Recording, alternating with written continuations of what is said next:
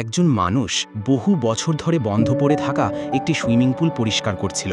যখন তিনি ড্রেনেজের ভেতর হাত ঢোকালেন, হঠাৎ কোনো ধারালো জিনিস তার আঙুল কেটে দিল। সঙ্গে সঙ্গেই সেই ছিদ্র থেকে গভীর কালো পানি বের হতে শুরু করলো। ভয়ে সেখানে উপস্থিত লোকজন সঙ্গে সঙ্গে একজন বিশেষজ্ঞকে ডেকে আনলো।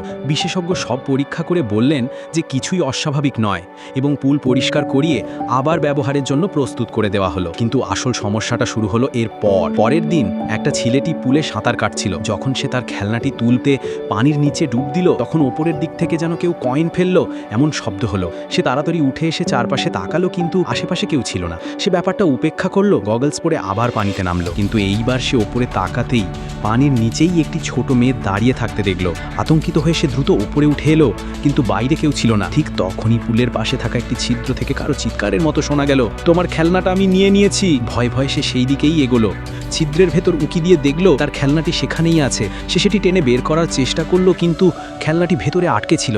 আরও জোরে টান দিতেই হঠাৎ খেলনার সাথে এক ভয়ঙ্কর পচা কালো হাত বেরিয়ে এসে তাকে ধরে ফেললো।